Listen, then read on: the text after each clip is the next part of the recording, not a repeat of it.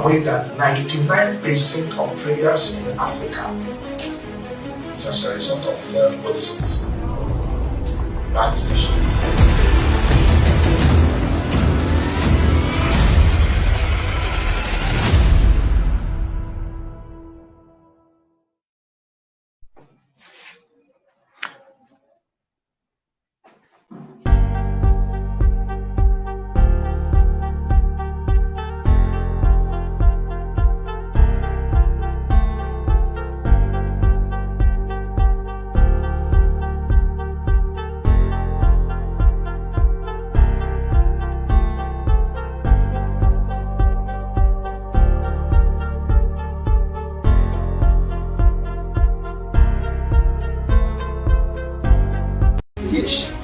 Has nothing to do with this. Are you aware that 99% of prayers in Africa is as a result of failed policies?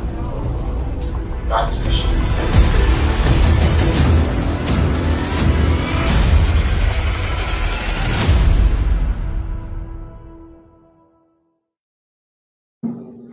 Hello, everyone. It's my pleasure to welcome you back to the Winning Live broadcast. I'm so excited because this is another day that we are gathered together, to share value, a lot of value, that is going to spice up your life, help you become a better person, and help you to live an excellent life. So at the Winning Live broadcast, what do? We share values, skills, and principles that will help you to reinforce yourself and live a better life, and then of course become successful in all ramifications of your life endeavor.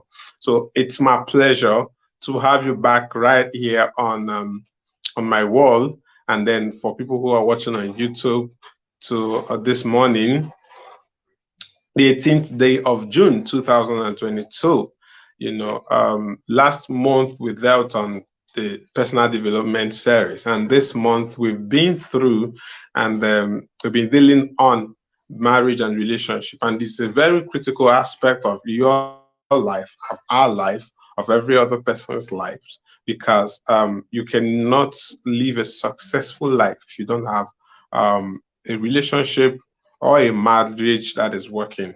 All right. Of course, I know that some people have signed to be celibate, all right, but if you really want to marry, then you must have a marriage that is working.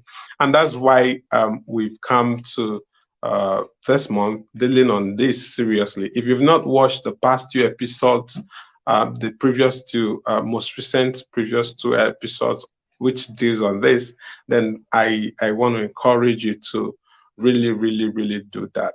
2 weeks ago, we had Engineer Goodness Ugu, who opened the floor for this series on marriage and relationships, and she dealt on the topic understanding love, which is a very vital aspect of relationship. You must understand love and what love is, of course, and what love is not.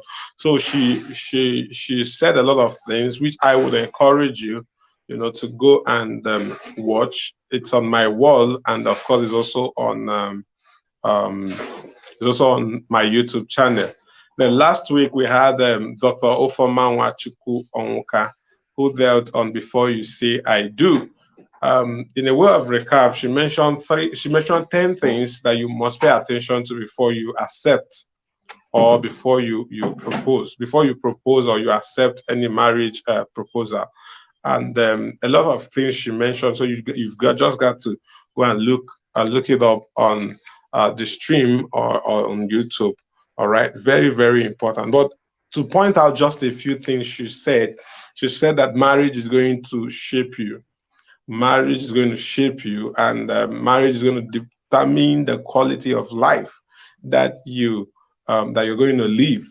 So it's a lifetime something, so you don't need to allow people to place you on an emergency lane. That is very critical. And she also mentioned that you, as well as your spouse, must ensure that both of you are in close connection with God. You have a personal walk with God, because it is God that can tame a man, it is God that can tame a woman. All right, and it's something you don't need to guess. You just don't need to assume. that this person is, this person has the fear of God, this person works with God, and all that. All right. Um, so having said that, the videos are available for you to watch, and I would encourage you to do so. All right, this morning I am not in the studio alone, and I am so excited, to be hosting the curator and the convener of Love Street Talks. You need to go to, okay, yeah, in one of the posts I made a few days ago, I tagged the page, so I would want you to go through that page, and you're going to see a lot of value about marriage and relationships. And at the end of this broadcast, I'm also optimistic that he's going to share his contact, so that when you want to, if you want to connect with him, I can bet you he's the right person to talk to about marriage and relationship. So it's my pleasure to have on board Barrister Peniela Akintujoye, right? My goodness, I thought I have learned how to pronounce it. Yeah? Akintujoye. Akintujoye. Okay. It's my pleasure to have Barrister Peniela Akintujoye, and it's a great day, and I want you to sit back as he shares with us on the topic, loving wholly and not blindly. A lot of people love blindly, so they feel like their sights are being blocked from what they are supposed to be seeing. In fact, they don't even see what they are supposed to see, not to think of deciding whether to continue or not. Okay, but I believe that Barrister Peniela is going to help us to throw more insights into this area of love and relationship. So, ladies and gentlemen, it's my pleasure to invite to speak to us Barrister Peniela Akintujoye. With a round of applause wherever you are. Welcome on board, sir. All right, thank you very much. I want to thank you, sir, Mr. Solomon Okeke, for the opportunity to. I pronounce your own name very well because your name is popular. Okeke is very popular. So it's such a pleasure to be with you, sir. And thank you for the opportunity of this platform. Thank you for the great work you are doing. God bless you, sir. And may the Lord reward you for your labor of love in Jesus' name. I want to thank all our viewers, wherever you are connecting from, for the opportunity to speak with you, because it's a privilege for me to be able to speak with you. Thank you for giving me the privilege. God bless you. A very interesting topic that you have raised, loving wholly and not blindly. I guess I should just pick one or two stories, two stories that I can use to illustrate this topic, loving, to illustrate how sometimes many people in the past have loved blindly. They have loved blindly. I remember the story of a divorce case that I handled. Being a lawyer, I do divorce cases a whole lot. In that situation, I was representing the husband. It was the husband. At this time, the two of them have lived together for almost 5 years. That they have separated, So, but he recanted the story when he met the lady, and yes, love things, and they were talking love, they were doing love, but there were certain things, certain attributes that the lady exhibited while they were in courtship.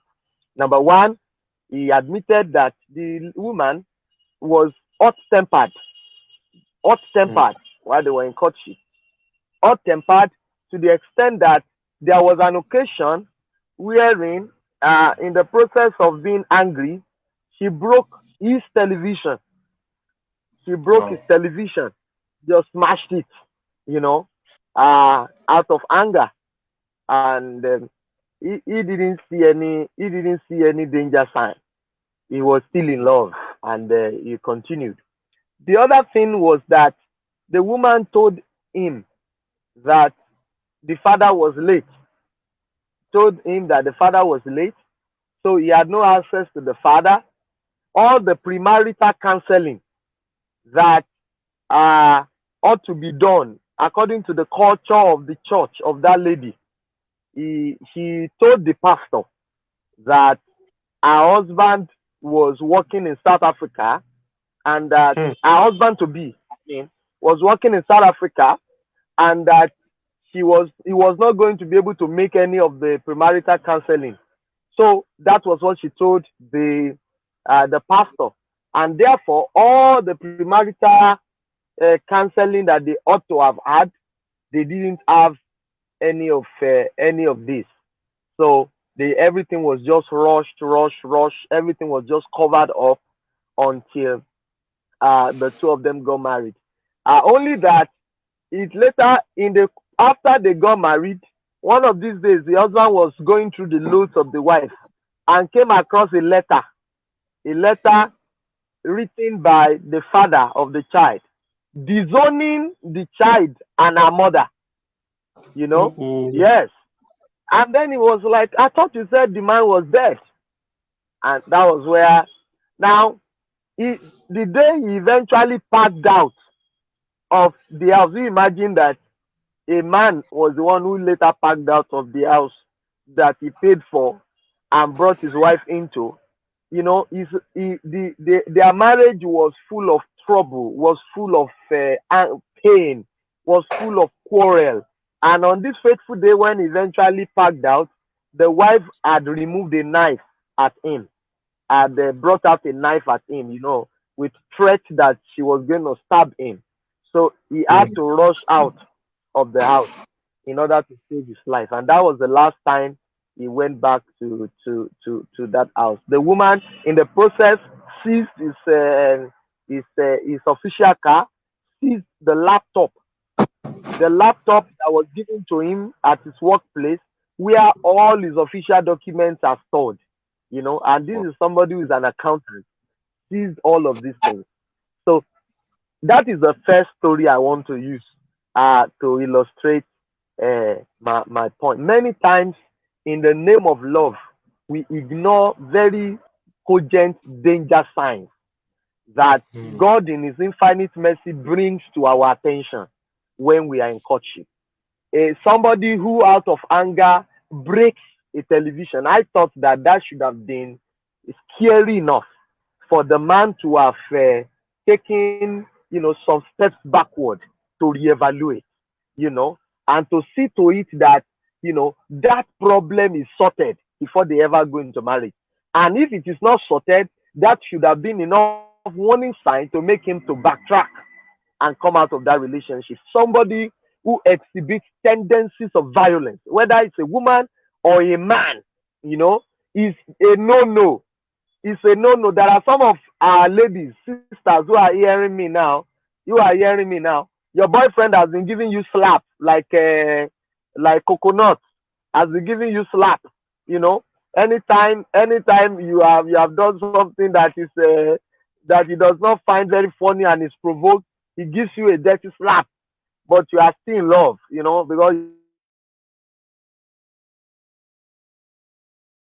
your love is so that eventually by the time he breaks bottle on your head in marriage and he beats you, currently you don't live within the same space. You don't see yourself all the time. And so within the little time you interact, if he's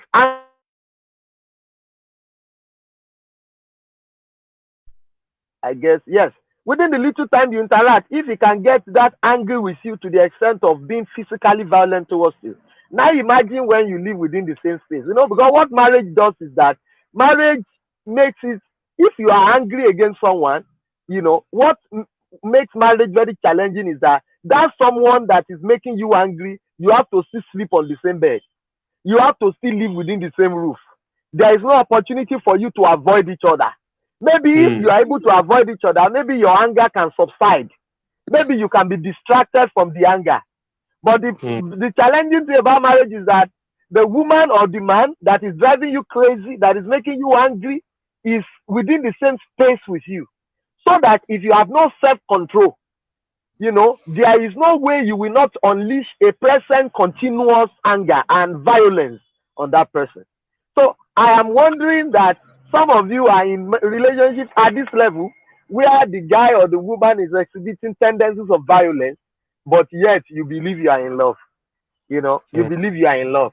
Then think about the fact that the woman in that story I narrated, I'll just pick up points and move to the next story because we can't exhaust it in 20 minutes. Whatever we can touch, we thank God for it. Now, think about the fact that the woman in the story I mentioned, apart from the violence that I spoke about, the violence attribute that she exhibited in courtship, think about the fact that she was doing a lot of cover up. That should have, you know, she was not straight. What do I mean? The aspect of, you know, ensuring that the guy never met her father. Ensuring that the guy never met her pastor. These are people that could give honest feedback. The pastor probably have known the woman over the years. And maybe during the counseling, he may have been able to call the guy's attention to very, very important things. Now, that in itself, the guy knew that the woman was lying to her pastor, that he was working in South Africa while he was in Lagos here.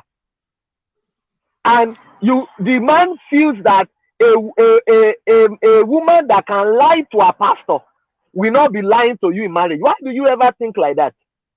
It's enough danger sign for you to know that that relationship is something that you should be afraid about. Because if a man is lying to you now, a man that is a liar is a cheat. A man that is a liar can never be faithful. You cannot be sure of him. You cannot see him moving close to somebody of the opposite sex, and he tells you that he's just my colleague at work, and you cannot believe it because he's a liar. The point we are making is that somebody who is a liar today, you know, is enough danger sign.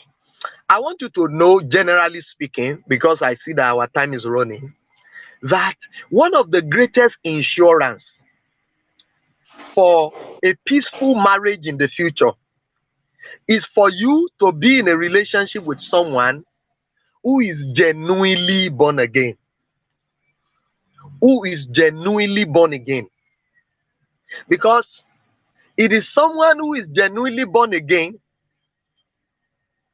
that is predictable. It is someone who is genuinely born again that your mind can be at rest with. Because you know that he loves the Lord. Because you know that he fears the Lord. It has nothing to do with you. Even before you met him or her, they had a personal sense of obedience towards God. So because of that personal sense of obedience towards God, there are certain things they are not going to be able to do, whether you are there or not. Now, do you think that it's possible for my wife now to ever have any fear that I will be unfaithful to her? This was somebody that before I met her, I was faithful to God. I was not somebody that was a universal donor. You know who they call universal donors? You know people they call universal donors. I was not a universal donor. By the grace of God, when I met her, I was a virgin. And I was close to 30. I was a virgin.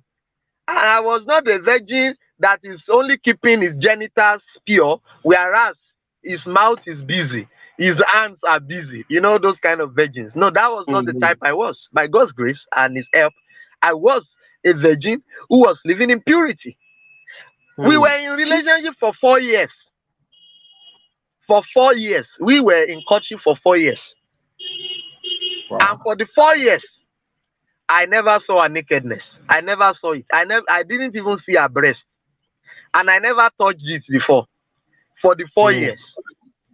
There was no occasion wherein I looked at her and said to her that she should come and lie with me, or I pressured her for compromise. No, no, no.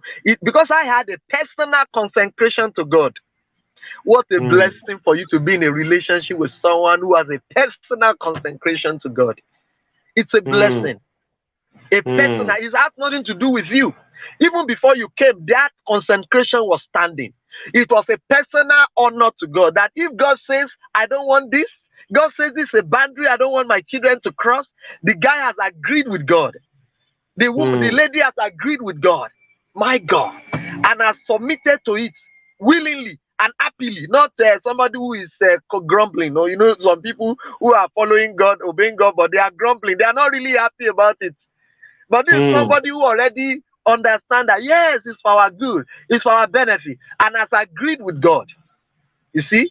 So, all through our relationship, there was nothing like that.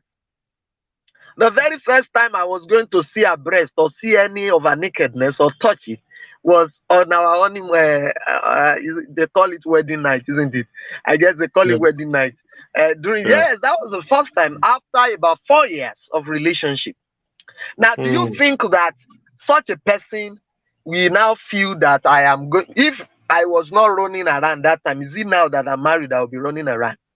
So there is a peace of mind that she has that many of you do not have. That many of you cannot have in your marriage. Because even right now that you are in courtship, your man that you are, you know, very excited about is the one that is pressuring you to disobey God. Is the one that is pressuring you to compromise. Now, do you not think that that's a danger sign? There is a lady that wrote me about that's about 2 weeks ago, 2 or 3 weeks ago. She wrote me a letter, and you know what? She was having a struggle with her boyfriend in their courtship. She was feeling, let's wait, let's keep it pure. The guy was saying, waiting, what's your problem? Do you not commit sin in other ways? Do you not commit sin in other ways? Why do you think that keeping yourself pure here is enough to give you justification before God? You see the argument of the guy? Yeah. So why do you think that keeping yourself pure in the aspect of sex, since you sin in other ways, why not sin all the way? Because that's the implication of the argument. And and it got to a point that the guy, he told her that, well, if you insist that on this your stand. So it got to a point that the guy now told the lady and said, if you are not ready to, if you insist on this your stand, I cannot guarantee that I will continue in this relationship. So the sister was writing me and was saying, and in short, she said that when she write, the introduction of her message was that she has a boyfriend who is born again but has not given it up for God. I was confused. What does it mean to be born again and you have not given it? Said the man is born again but he has not given it up for God. And what he has not given up for God is a life of a present continuous fornication life. I said no. That guy is not born again. Don't deceive yourself. He is not. Because those who are genuinely born again, they don't have such boldness about sin. They don't have such boldness about sin. So what are we saying? Such a guy who is not able to hold himself while you are in a relationship, why do you think he will hold himself when you marry? Because the implication of the fact that he cannot hold himself is that he has been sleeping around. That's the implication. Because when did you meet? If he cannot hold himself while you have met, it's not even up to 1 month that you met. He's already talking about sex. It means that the guy has been sexually active. He has been sexually active with multiple women. That's the implication. Don't deceive yourself. I'm here to tell you the truth this morning. He's been sexually active. And if he has been sexually active, even if you say you are not doing, it means he has simply gone to look for the next person that is ready to do. If you marry that kind of guy, let me tell you, even somebody like me now, that I said I married like a virgin, it takes a lot of discipline for me to even stick to my wife. Because as I go out every day, As I go out every day, I see beautiful, beautiful women and they are attractive. Just, I was telling a couple yesterday that I wish that God, I was even saying to God that I wish that you can do something to me so that it's only my wife alone that will be attractive to me since I'm already married. I wish that you can just do something to me so that when I see another woman outside, they will not be attractive to me. I'm still begging God. He has not yet answered that prayer because as at yesterday, I still saw a woman that is not my wife that is attractive to me. That I am having to even say, brother, face front. That as the person passed, I have that temptation to look at the backside so that I can see the front and back. Am I being raw? Yes, because I want to be real with you. That even for somebody who has not had prior experience, so now think about. So I used to. Now I'm now thinking that. So if the temptation for infidelity is that strong on someone like me, I'm a child of God. I have a life of God in me. I pray all the time. I study. I am a preacher. If the temptation is that strong on someone like me, I married as a virgin. What about the people that have been sleeping with multiple women? Do you think they'll be able to resist the temptation? And it's vice versa, also for a woman too. So what are we saying? I told that lady that wrote me that is a danger sign. Don't go and love blindly. If you are in a religion, you call yourself a Christian sister, and you believe you are in a religion with a Christian brother who is pressuring you for fornication, it is a danger sign. Except you don't mind a marriage whereby other external people will be eating your food with you. If you don't mind, then no problem. But if you are in such a relationship and you think it is not a danger sign, you are deceiving yourself. Eyes open. Those are people for you. I guess our time has been exhausted and I have to stop now. I have to stop. Thank you. Wow. Thank you so much. That was an awesome time, I really appreciate, within a few minutes you've shared some strategic value and some, what makes it unique actually is that you are sharing, you actually shared from experiences and from many years of counseling with counseling both married and single people. Is very critical that we don't love blindly. We need to, when we are seeing the red flag, we need to acknowledge that this is a red flag. All right. And we're going to get into the question and answer interactive session once I'm done with this few minutes clip of the Leadership Rebate conference. So we're going to just play that intro and then we'll get back to the question and answer section. Leadership has nothing to do with this. Are you aware that 99% of prayers in Africa is as a result of what is this? Bad leadership.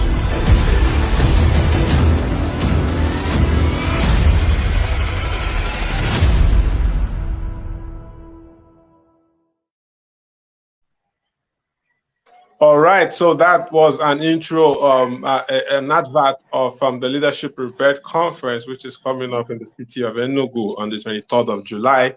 If you're watching this video, I am specially inviting you. You're going to see the link on my Facebook wall, and then it's going to be dropped on this live stream on the comment section. All right, if you're watching this video, this is my special invitation. All right, the major graphics design and all the speakers for this event, they are already on my wall and then on our different channels of publicity.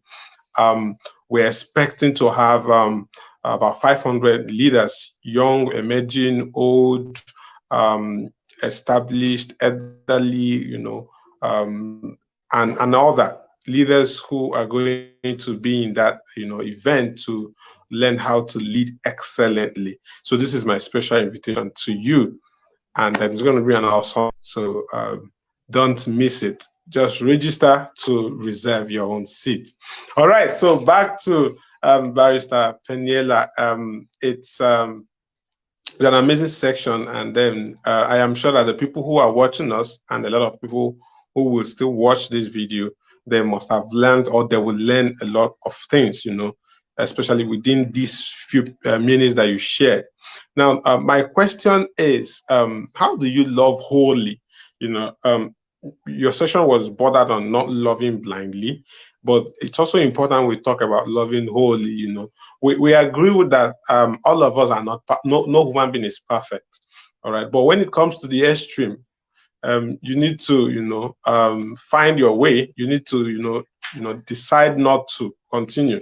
But when it's about things that you can handle, all right, how do you love wholly? You know, it's not about love, it's not loving blindly, but you know that these things are things you can tolerate.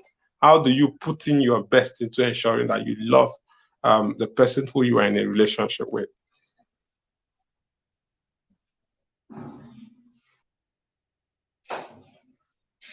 Okay. Okay. Okay. Can you hear me now? Yes, sure. All right. How do you love wholly? Now, for me, my concept of loving wholly is my concept of the merger. Just think about when you merge two things together. My concept of loving wholly is my concept of being sold out, adopting the calling of your partner as yours, adopting their vision as yours, adopting their passions as yours. Of course, marriage was supposed to be a union of two people who will become one ultimately. And everything about them is supposed to become one. And we know that God instituted marriage in the first place for the sake of purpose. God wanted two people to achieve more in the assignment that He has given to their life. So He said, one will chase 1,000, two will chase 10,000. Another scripture says, two are better than one because they have a better reward for their labor. They have greater productivity for their efforts. So one of the greatest way you can love your partner, oh yes, the emotional love, the aspect of emotional love is there. The aspect of character love. What do I mean by that? You know, Song of Solomon is a book that talks about emotional love. That's one aspect of love. 1 Corinthians 13 is a chapter that talks about dutiful love. Are we together? 1 Corinthians 13 talks about dutiful love.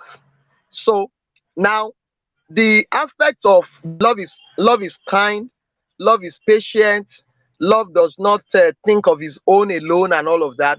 Those are, you know, aspects of love that if we incorporate it, it will help us to love our partners wholly. All right, it will help us to love them sacrificially. All right, because 1 Corinthians 13 actually is not selfish love, it is sacrificial love. That is actually, so it's not just emotional love that makes marriage to work fine. There must be dutiful love, which is actually what 1 Corinthians 13 from verse 4 talks about. All right. Now, but beyond that, the other aspect of loving is actually embracing the total personality of the person we want to marry, including their vision, including their purpose, and making it our vision. And going all out to agree with them, to support them, to fulfill that vision. Think about our brother Solomon Okeke now. I can see that he's a servant of God. He's someone that is very passionate about impact. He's someone that is very passionate about coaching lives and all of that. You know, now that's a very strong vision that he has. So one of the ways by which his wife is going to love him wholly is to embrace this calling. Abisa, is to embrace this calling. Exactly. It's for her to be sold out to it, even to her own heart. It's for her to be sold out to this calling. It's for her to ensure that even if she has resources that can support the calling, she gives the resources to it.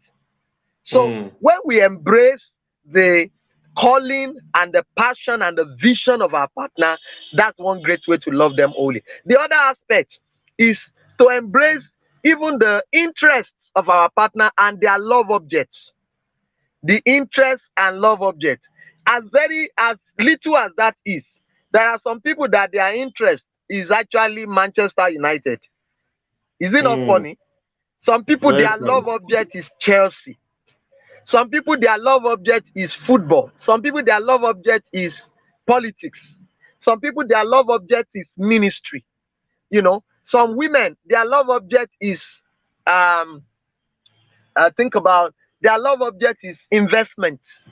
So when we notice the love objects and the interest of our partners, it is important that we go with them into those love objects. We embrace, we adopt those interests and love objects and love those things together with them. When the guy is going to watch his Man U, you join him to go and watch because it is his passion. It's something he loves. Exactly. When he's going for, whether he's somebody like me now, I love politics a lot. Apart from ministry, I love politics. So one of the ways my wife loves me wholly is to sit down with me to watch political analysis, even though she was not a political person before we married. So she does that with me. She sits with me. We watch politics together. We analyze politics together. That is our way of loving me wholly. So I guess I've answered your question. So 3 dimensions in loving wholly: the emotional love, the dutiful love, and the love of our partner's calling and vision and interest and love objects. Awesome, awesome. Thank you so much. I So want you to cannot ask. say you are not interested. You can't say you are not interested in your partners because you are the two of you in God's plan. You are supposed to become one flesh. God has not called a couple to pursue 2 different callings, 2 different visions, 2 different assignments. God has not called any couple to pursue. No, he gave. If you remember in the Genesis, he gave the man an assignment, and he called the woman to help him to fulfill that assignment. Did God give Eve an assignment that is different from what he gave Adam? Go and read your Bible. No, he didn't. It was the same mandate that God gave Adam that he gave Eve when Eve arrived. The same mandate. Are we together? Wow. It was the same mandate that he gave. So God has not called a couple to pursue 2 different callings, to pursue 2 different assignments. You know, we have a lot of marriages wherein the 2 of them are on their own. Everybody is doing his own thing. Do you understand? Everybody is pursuing his own agenda, and they are working at cross purposes. They are competing with each other. No, that was never the plan of God for marriage. The plan of God for marriage was that the 2 of you will pursue one singular assignment. Even if it appears that your visions are not the same, you are supposed to merge the visions together. You are supposed to merge the visions together and pursue the vision as one vision. So that the vision that my wife had before we met has now become my vision. I'm so passionate about it, sometimes more than her. And then the vision that I brought into the union, she has become very passionate about that vision as though it was her own vision originally. So in the real sense of it, the vision that we are pursuing is one vision. It may look different. It may have, different departments. Now let me say this. If the vision of yourself and the person you are planning to marry is not reconcilable, it is one strong reason for you to reconsider that relationship. If your vision is not reconcilable, if it is not workable together, if the 2 of them cannot work together, then I'm sorry, the 2 of you cannot marry together. Because when there is a divided vision, that is what we call division. Division is divided vision. So when the vision of a home is divided, then there is no way there won't be division. So this is very important for those of us who are considering marriage. The purpose that God has called us for and that of our partner must be reconcilable. Because in the real sense of it, according to the original plan of God, as a woman, you are called as a helper, for your man. That does not mean that you are useless. No. That does not mean that you cannot have visions that God has given to you. But let it be clear to you that the visions that God has given to you, they are also a help for that man. That's the way it is. Even your vision, even the visions that God has given you, your gift, your ability, your advantages, your competitive advantage, your beauty, everything that God has invested in you is for your man, is for him. It's not to be against him. It is meant to be for him. All right. So as a woman listening to me, you should understand your vision, the visions that God has given to you, as fragments of your husband's vision that he has not discovered, that God is asking you to carry into his life to help him with it. So I see all the vision that my wife has as my vision, because it is one vision, okay? And all the ability and the grace and all the vision that God has given to her, it is for me. I'm not sounding proud to say that. That's what the Bible says. It says in 1 Corinthians 11 from verse 3, it says that the man was not made for the woman. He said, but the woman for the man. That's not to say that man is superior to woman. No. It's about purpose. No, we are not talking about superiority or inferiority. It's about purpose, how God planned it to be. Okay? So if a woman steps into that place, she's fulfilling her purpose and God is happy with her. So everything that God has invested in you is for your husband. So it's important that you do not carry another man's help to a wrong person. So that's the reason. One of the important things that you should check before you agree to go into a relation with someone is the question of your calling and your purpose. What has God called you for? And you need to have that understanding. If you are a man, you are listening to me, the truth is that you don't even need a woman until you have an assignment that you cannot do alone. That is the original plan of God.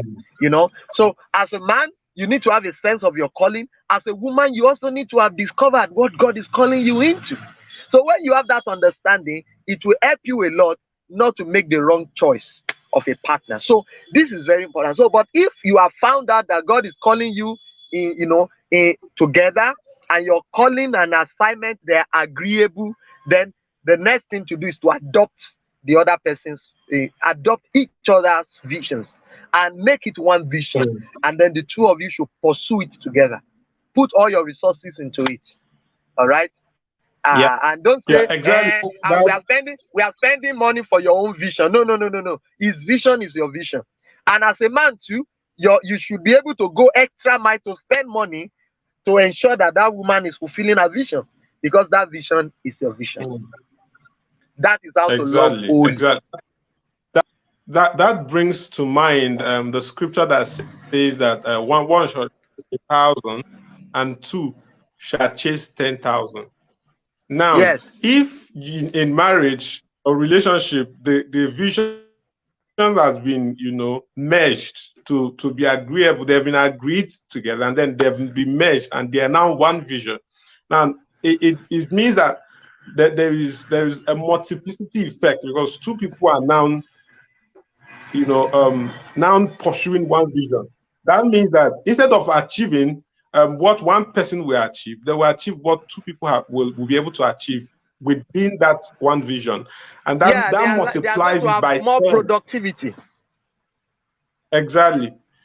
So it doesn't make sense, a man, getting into a marriage with a woman, and then they are now talking about, this one is my own, this one is your own. You better go and be doing your own. Let me be doing my own, and all that, No, even if that's it is not her part own, of God's plan.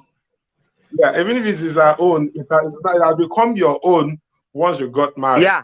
And those things are actually things you need to, discuss before marriage, because the major work to be sure that this is going to work, or the marriage is going to work, and not something you get into and then you want to run out of it in next minute, is the major work has to be done before marriage, But the issue we have in the society now is a lot of people plan wedding and they don't plan marriage. So whenever they are going out, what they are talking about is, how will the wedding be?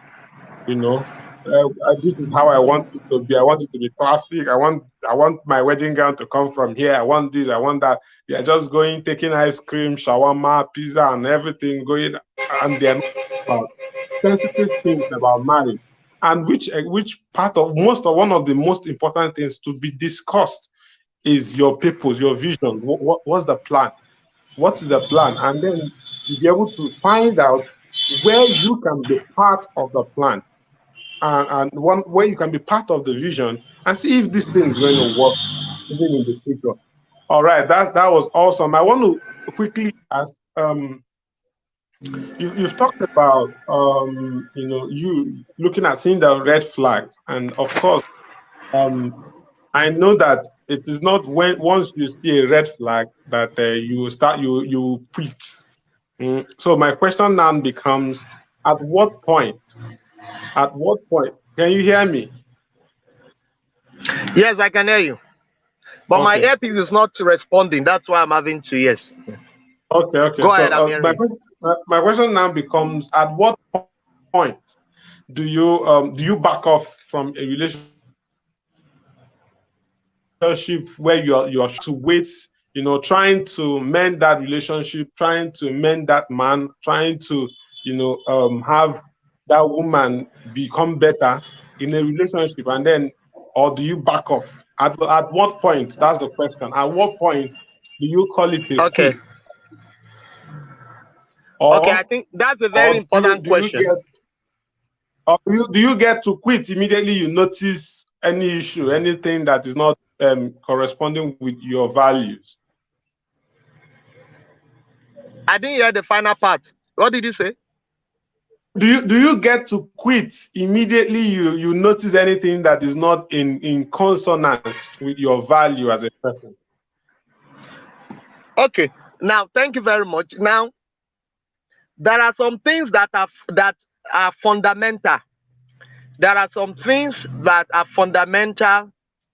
There are some things that are not so fundamental that you can work out. Now, generally speaking, are you hearing me, sir?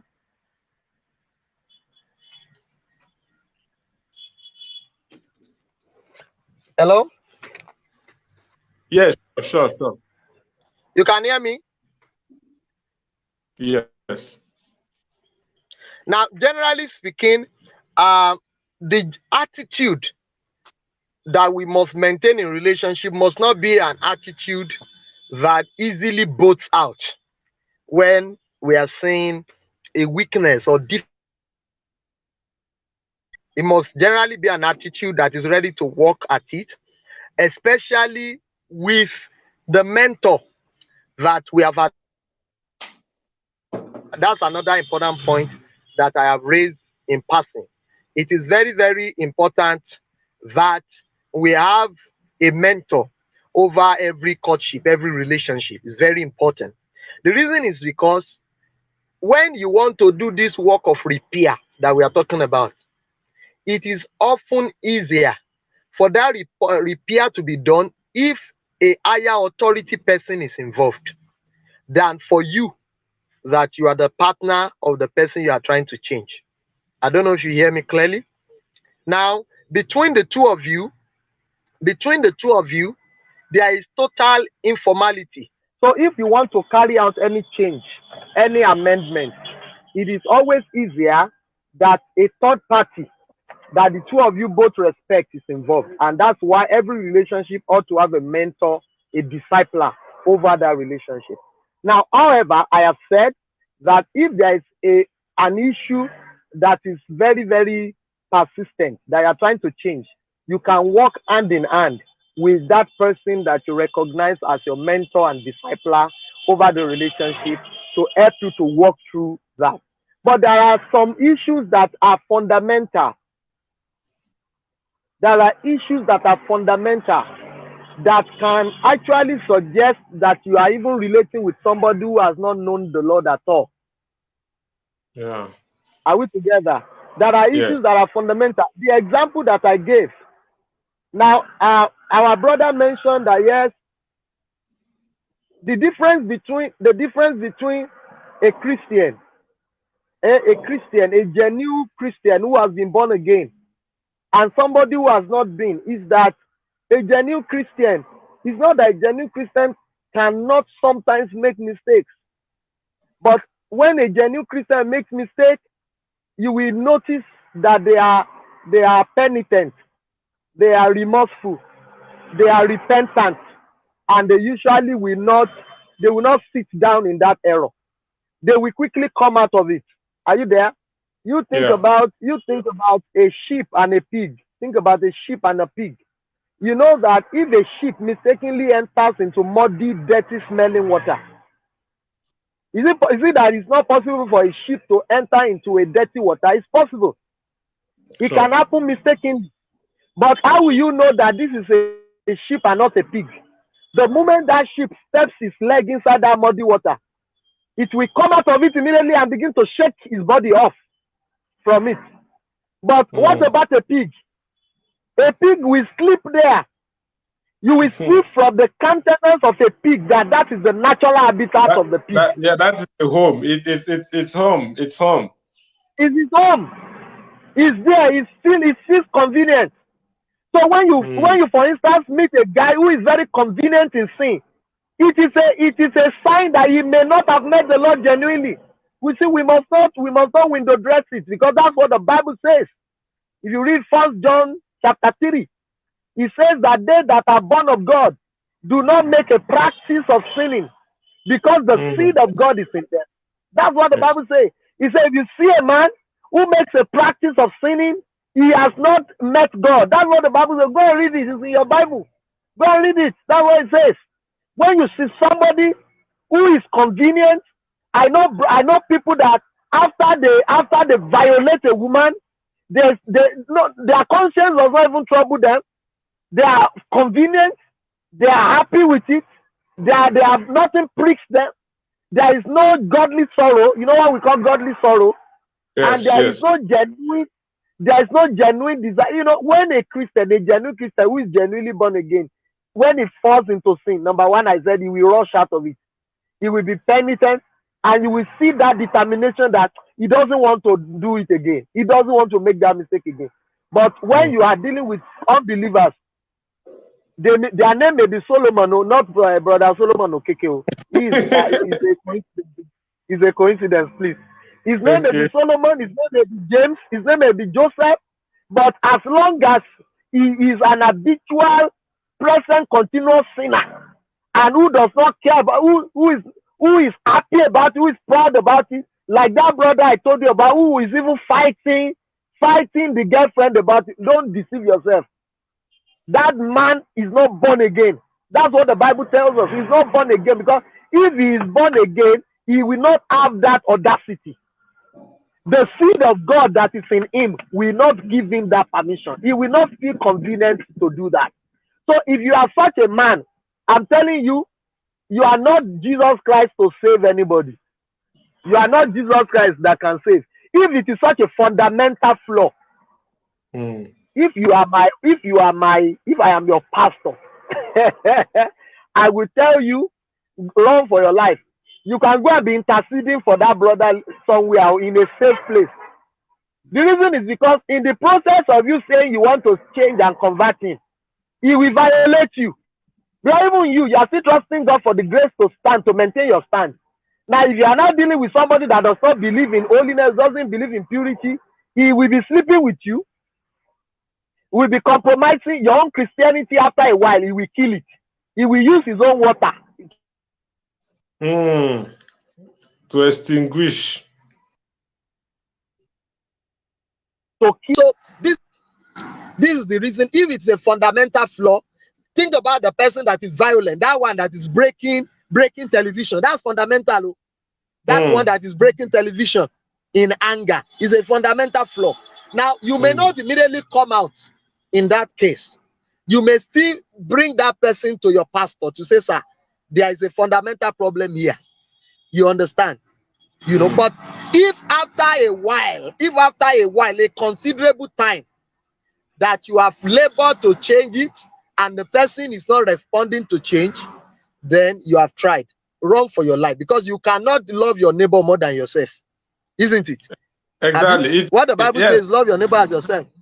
Yes, so you have to love yourself first, because if na kid they go kill you. Did you hear me? You can't love your neighbor more than yourself. You cannot in the name of trying to save someone, you yourself, you get lost. You get lost, exactly. All right. So if unfortunately you are not even dealing with a guy or a woman who says, I don't believe in mentorship, then that means that there is no hope. Exactly. You know, there are people like that say, I don't believe in mentorship and all these things. So because you can't help that guy or that woman. You can't.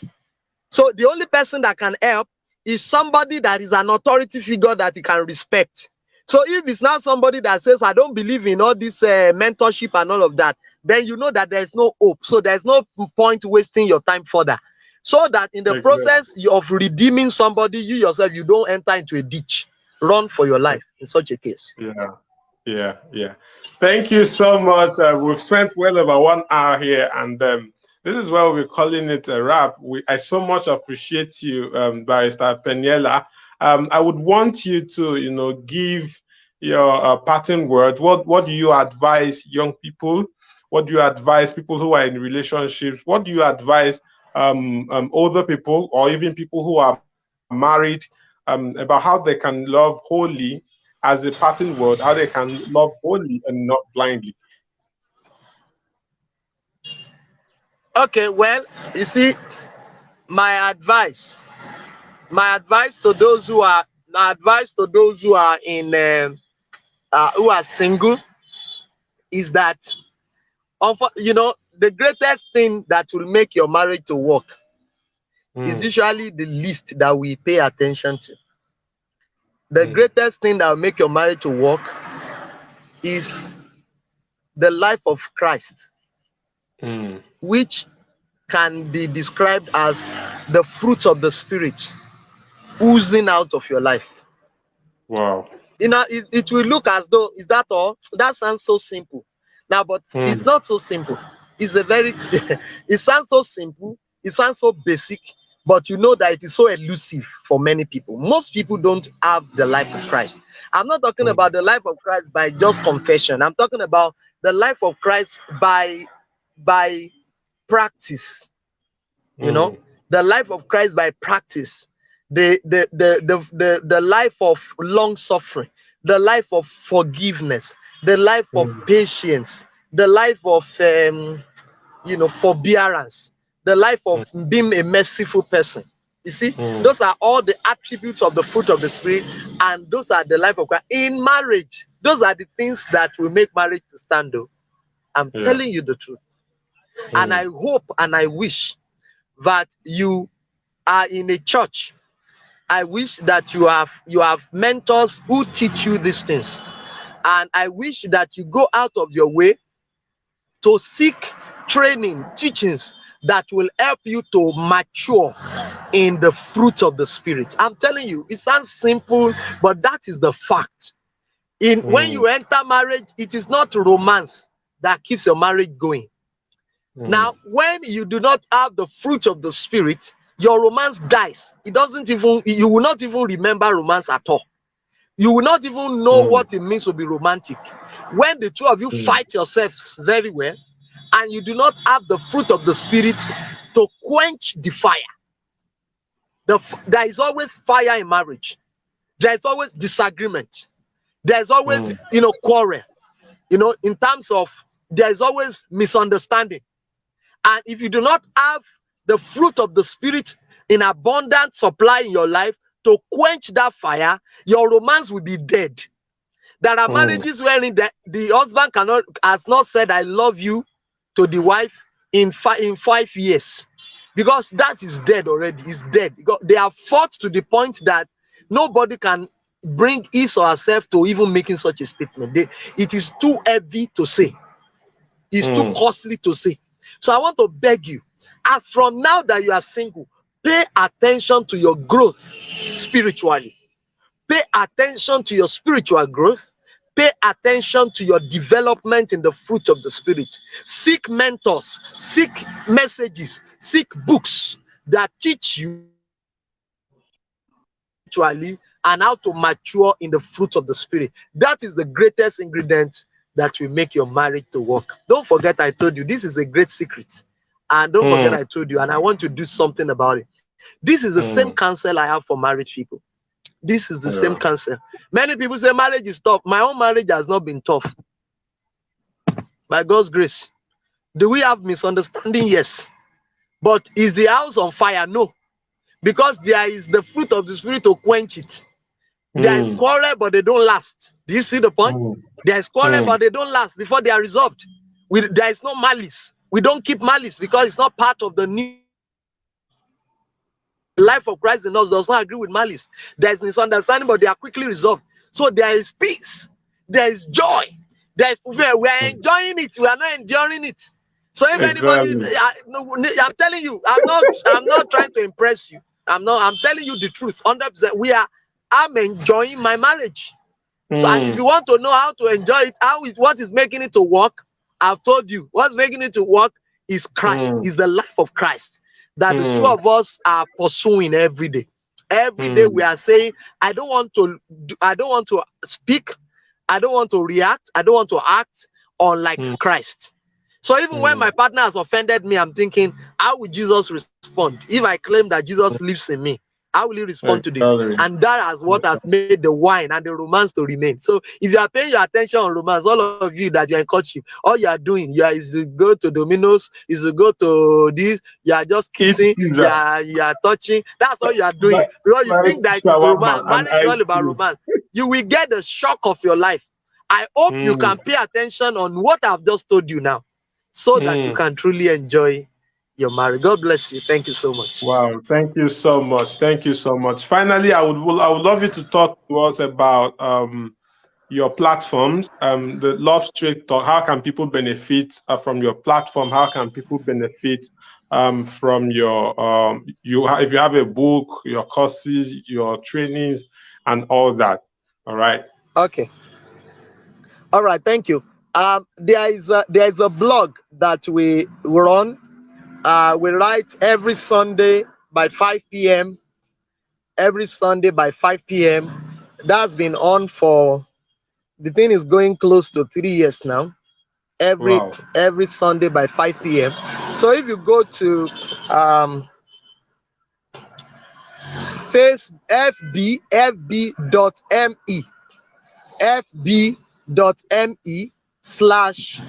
fb.me/love straight talks. Love Straight Talks. fb.me/LOVESTRAIGHTTALKS.com. That will take you to our Facebook page. And if you like the page, then you can be coming online 5 p.m. every Sunday to read our articles. And you can scroll down, you can plenty. Now, if you want to be able to scroll down our articles in a more organized way, go to our website, because on our website we have arranged all the articles into different subheadings, making a choice. All the articles we have ever written on how to make a choice, you will see it in one column. All of them are there. Sex, all the articles we have ever written about sex, it has its own column. So that one, all the articles, in-law relationship, all the articles we have ever written on in-law relationship is on one segment. So on the website, if you really want to really consume a lot of materials within the same topic, then go to the website. The website is www.lovestraighttalks. www.lovestraighttalks. That talk has S at the back. LoveStraightTalks.com. So you see the website. Now we also have WhatsApp platforms for those who may want something more engaging. So we have WhatsApp platforms. All the articles that are shared on the Facebook and on the website every Sunday, we also put them on the WhatsApp platforms where we have more closer discussions on the WhatsApp platform. We have for Ibadan people, we have for Lagos, we have Abuja. We have the groups based on cities. So if you are close to Abuja, we have Calabar. So we have communities in several states, and there are groups where you can join if you want that. Then we are running a course currently for those who are in courtship, a training, a monthly training for those who are in courtship. We call it Couples in Courtship class. We started in February, and we meet every last Saturday of the month. So we meet on site, but some people join online. We meet here in Ibadan. I am in Ibadan. So we hold the class physically in Ibadan. People come with their partner, and we have close to 28 about 30 couples who are currently participating in the course. That is Wow. about, and serious singles also are allowed. Those who are singles but are ripe, they are single, but they know that they should be getting married soon and they want to prepare ahead. They are also allowed. So that goal happens every last Saturday of the month. This time next week, we'll be having the June edition. So we started in February, and we have audio records, audio messages of all the sections we have had on courtship, how you can prepare, use your courtship to prepare for a successful marriage. So we have all the audio records, and they are free, no payment. So you can access all the records Oh, free, really? So and if then you someone can wants to join access the the sir. audios, if someone wants to access the audios, how can the person do that? No, if you want to access the audios, there is a Telegram group where all the audios are. I'll just give you the link. You go to the Okay. Telegram group and you download. Yeah. So Okay. for the Okay. courtship class, for those who want to join, who want to participate, you mean you and your partner, or you are a single that is serious, there's also a special WhatsApp group where people like the course you can join and participate. So, and you can join online, you can join offsite. If you are living close to Ibadan, you can connect online last Saturday of the month. We run that course for the whole of this year for intending couples. So those are all the things. Our books are on the way. So, but if you want, Okay. if you want to read them ahead, if you go to the website, and You you will will be able read to them. see, it will be like a book anyway. If you are on any of those columns and you are reading out, making a choice, you see several topics on it. Is as Okay. good as you are reading a book for now. Okay. So that is All right. the situation. All right. Thank you so much. Thank you so much. It's been an amazing time with you, and I sincerely appreciate you. Okay, so before we round off, I would want to, talk to the audience about my books, which is very key. If you need so these are the books. One of them is I think this is the most current book I've co-authored, and it's I Lead, which is a basic tool for emerging leaders. It's a book that will help you grow your leadership capacity and become effective. I would encourage you to get a copy. Then for students at all level, this is a very concise book, embracing academic excellence, which will help you to become better in your academics. I shared strategies that helped me, do well academically in this book, and they will help you become a better person academically. The winning youth. The winning youth. The truth is that we are fighting a battle. Every young person is fighting a battle. In fact, every person on earth is fighting a battle. All right. And the battle for the young is more severe. And I must tell you, from firsthand, experience, I know that the battle for the young is more severe. And if you must, win that battle, then you must learn strategies for winning. And in this book, we shared 7 strategies that will help you win your battles. Then the last one I'm going to share with you here is The Flight. The Flight is a book, a 30 days book, sort of devotional that will help you navigate your way towards success. All right. We wrote it in a way that every morning, every day, you can read a chapter for 30 days and apply everything that you've read. Your life is going to get into the next level and next dimension. So it's a time to round up, and I want to sincerely say thank you to Dr. Peniela. It's been an awesome time, with a lot of lessons learned. I want to say thank you to you for making our time. So everyone that is watching, today is the 50th edition of the Winning Live broadcast. Today we are celebrating 50th episode of the Winning Live broadcast. It's been a journey of consistency. I sincerely appreciate everyone. So more details on the 50th anniversary edition celebration is coming on my wall very soon. So please pay attention, and then we hope to get I hope to publish something about that later today. So thank you so much. I want to say thank you, Barrister Peniela. I'm still trying hard to pronounce that your name, but your surname, Akintujoye. Akintujoye. Yes. Akintujoye. Okay. I hope to pronounce it better when next we talk. Thank you Yeah. so much. I sincerely appreciate. My regards to your wife, you've talked so much about her in this broadcast. Tell her that I'm celebrating her. All I right. will So tell her. everyone, see you next Thank you, week. sir. And till then, I love you and I celebrate you. God bless you.